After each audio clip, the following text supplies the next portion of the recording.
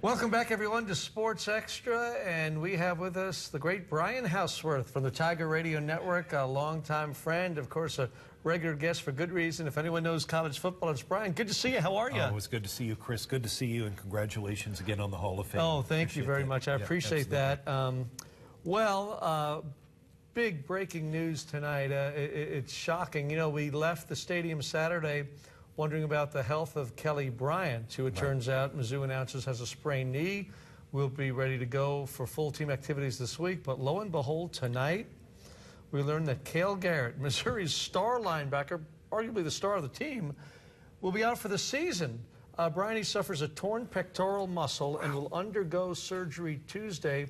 And this is just incredible on the heels of a 2-interception game for Garrett, one of which he returned for a score. Missouri's leading tackler with 43 this season, 3 interceptions, a fumble recovery, 3 touchdowns as the middle linebacker. Oh, by the way, a captain. I mean, what a devastating injury. Your heart goes out, I think, if you know him like I do. He's you know, captain, leader of the team. I know him as well or better than any of those kids that we deal with, and just a great guy. I thought he was the MVP last year. I've said that publicly with 100 tackles. This year he was clearly the star. How terrible. It's one of those things that it's breaking news, and you're breaking the story. It's devastating, not only for Cale, Chris, but also for the team, because you're right. I mean, he was on track to be an All-American. Should have been an All-American last year, quite frankly. He was second-team All-SEC. But you look at his numbers and what he's done, and you touched on it yesterday during the radio broadcast, Kearney, Missouri. He had 112 tackles last year to lead the team. He led the team in tackles in 2017, played quite a bit in 2016. In what he's done this year in the games, to have 3 defensive touchdowns, going back for touchdowns. We haven't seen that in Missouri since Eric McMillan, who was a great player that you and I both remember from the 1980s. So it's devastating. I don't know how it's going to work. If he can get an exemption to come back next year, we'll have to find out. But the bottom line is, for the team, it's devastating. To paraphrase Gary Pinkel, next man up. And that's really the way that Coach Odom will look at it. But by the same token, our concern is for Cale and his well-being, and wish him the best on the surgery. Quite frankly, I didn't see the injury. I watched the game, as did you. I didn't see it. But there was so much hitting going on in that game. That was a physical game. If you didn't know any better, you'd swear it was Alabama out there. It really was, because a couple of the shots on Kelly Bryant were dirty, by the way. It was getting pretty chippy there in the second quarter, and I think for that reason, and obviously the fact that it was a one-sided game by halftime, many of the players were out in the second half. You know, Garrett, Kelly Bryant, among others. But, man, that is just devastating for him. We'll see how it affects the team, because the defense has been the story of this team, Brian.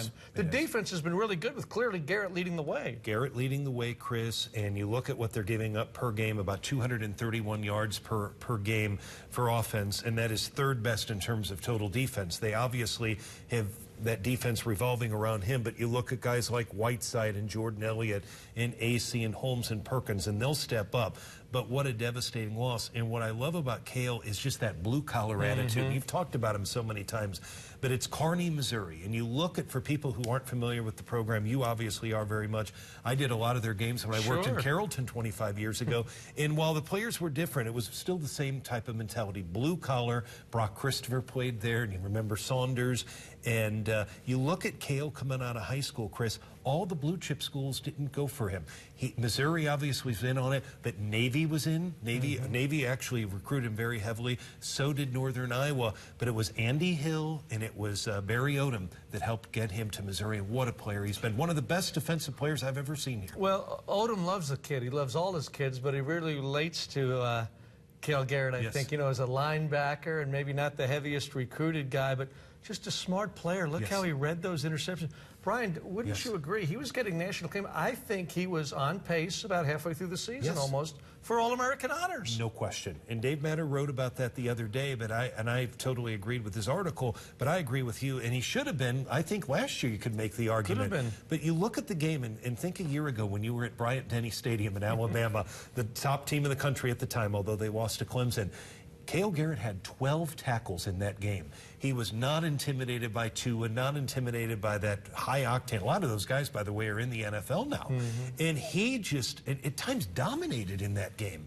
So he's got a heart that is just amazing, and wish him the best. But it's going to be devastating, and I just hope for the other players they'll be able to step up. More importantly, I'm more concerned about him.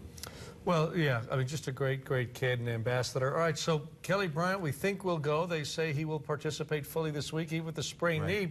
And here comes Ole Miss. Ole Miss. A team, that didn't have a lot of expectations, at least from outside their program. 3-3 now, but pretty convincing win against Vanderbilt. And this is an SEC game. The rest of them are for Missouri this season, so step up in competition, right? Two things exactly right, and I think Kelly will be okay. That was a cheap shot that he faced, obviously. But in terms of Ole Miss, two main observations, Chris. Number one, offensively, they rushed for 475 yards last week. The new quarterback, Plumlee, had about 185. So I think that because they had that success, they haven't had that success since 1979 on the ground. They're going to go with that. So Missouri should expect a ground-heavy game, at least to start. And defensively, they held Vanderbilt, Ole Miss did, to 2 of 17 on third down. They swarmed the football, lots of speed. This is a good football team. Rich Rodriguez is their offensive coordinator, and Mike McIntyre, the defensive coordinator. They have an experienced staff. Well, they really do. They've got guys, Rich Rod, of course, head coach at Michigan, West Virginia, Arizona, not a bad resume. And, of course, McIntyre, the head coach at Colorado, and before that, San Jose State. So for namesake and star power on the coaching staff, Matt Luke, the head coach, brought in some big names. There's no question about it. It's a young team. 82% of their offensive production is by freshmen. If you look at the numbers at Ole Miss, that's the most in the country. They're only going to get better, and they play in the SEC West, which leads me to believe they're better than a lot of people think because they play such good competition. Missouri should win, but it won't be easy, and I hope the fans get out and support this team on Saturday night because Mizzou deserves it. Not only that, it'll be a good quality opponent as well. Sure, homecoming Saturday night, 6 o'clock kickoff. Brian, thank you for being here and sharing your pearls of wisdom on what's turned out to be a busy night with the sad news about Cale Garrett's injury, but Kelly Bryant should be available, apparently, the word from Mizzou tonight. Thank you, sir. Chris, good to see you. Thank you, sir. All right, Brian Hauswirth, the Tiger Radio Network, and we're back right after this. This junior garlic butter.